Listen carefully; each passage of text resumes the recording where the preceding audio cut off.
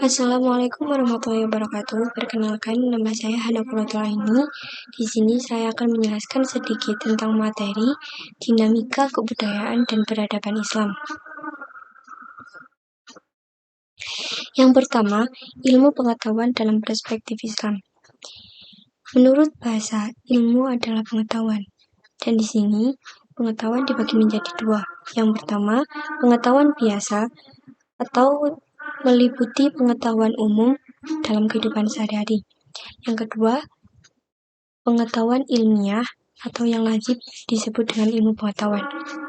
Secara istilah, ilmu atau ilmu pengetahuan adalah usaha pemahaman manusia yang disusun dalam satu sistem mengenai kenyataan, struktur, pembagian, atau hal yang lain sejauh dapat dijangkau oleh pemikiran manusia dan dibantu panca indera yang kebenarannya diuji secara empiris, riset, dan eksperimental.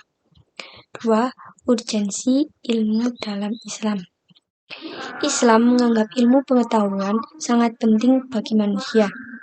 Islam bahkan menyebutkan tidak memungkinkan seseorang beriman dengan menjauhi perintah Allah apabila ia tidak memiliki ilmu pengetahuan.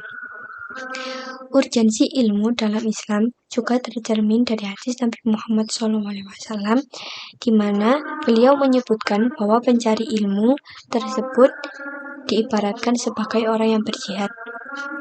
Integrasi ilmu, iman, dan amal. Dalam ajaran Islam, ketiga hal tersebut merupakan kesatuan yang sangat utuh yang tidak dapat dipisahkan satu dengan yang lainnya.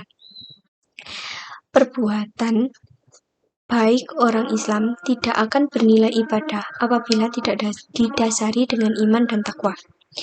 Kedudukan dan tanggung jawab seorang ilmuwan.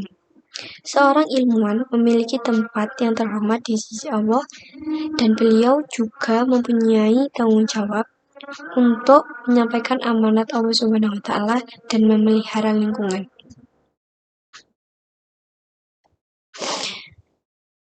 Yang ketiga, kebudayaan dan peradaban Islam di masa silam.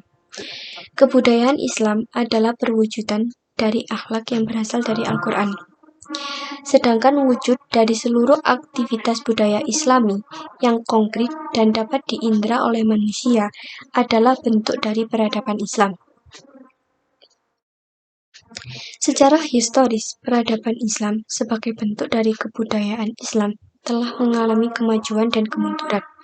Hal ini dikarenakan faktor intern atau faktor ekstern dari umat Islam pada masa itu.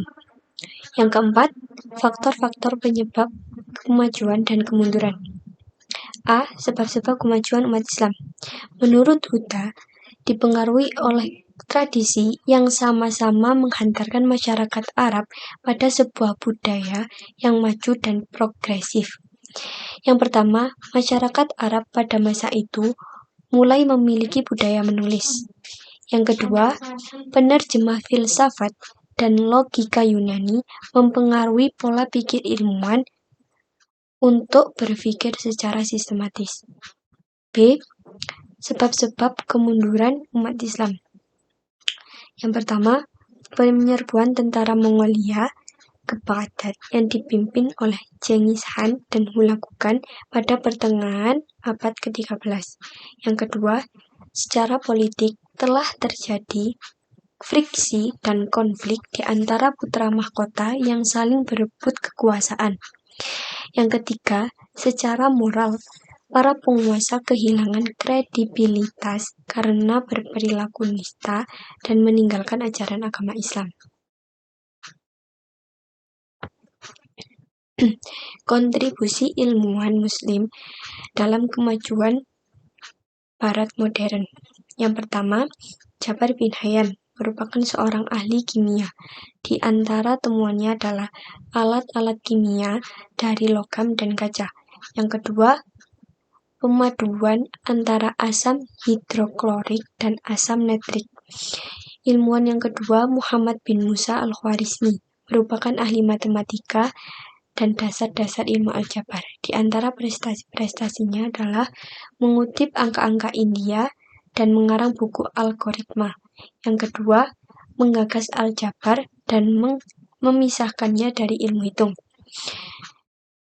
Ilmuwan yang ketiga adalah Al-Kindi. Karyanya yang menjadi dasar keilmuan modern adalah bidang astronomi. Dia menyatakan dampak positif planet pada keadaan di bumi, misalnya pasang surut air laut. Yang kedua, banyak mengarang kitab dalam bidang teknik mesin, teknik industri, kimia, dan lain-lain. Yang keempat, Ibnu Sina, ahli dalam ilmu filsafat dan kedokteran. Di antara prestasinya, pertama kali menemukan cara berobat dengan menyuntikkan obat di bawah kulit. Yang kedua, menciptakan alat bantu pernafasan dari emas dan perak yang dimasukkan ke dalam kerongkongan. Ilmuwan yang terakhir adalah Sabit bin Qurrah, merupakan penerjemah yang menguasai bahasa Arab, Suryani, Yunani, dan Ibrani. Di antara prestasinya adalah mengarang buku dalam bidang astronomi, matematika, filsafat, dan geografi.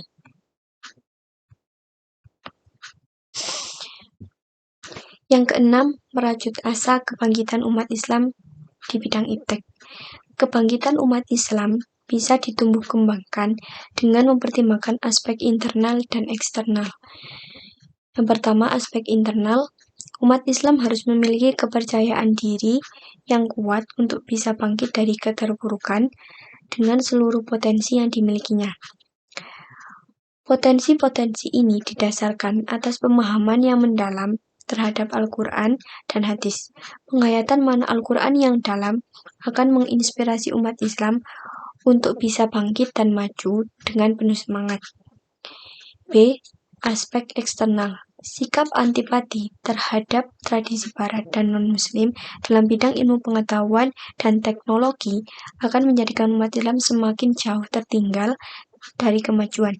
Jadi, langkah yang harus umat Islam ambil untuk bangkit dari keterpurukan adalah dengan mempelajari seluruh prestasi barat modern untuk akhirnya bisa bersaing dengan mereka. Yang ketujuh, jejak peradaban Islam dalam kebudayaan Indonesia. Yang pertama, ada kerajaan-kerajaan Islam, yaitu Kerajaan Samudra Pasai yang didirikan oleh Sultan Malik As-Soleh. Yang kedua, Yang pertama, Kerajaan Samudra Pasai yang didirikan oleh Sultan Malik As-Soleh. Yang kedua, Kerajaan Aceh yang berada di puncak kejayaannya pada masa Sultan Iskandar Muda. Dan Kerajaan Demak yang raja pertamanya adalah Raden Patah. Wujud peradaban Islam di Indonesia terdapat dalam birokrasi keagamaan, ulama dan karya-karyanya, serta arsitek bangunan masjid-masjid di Indonesia.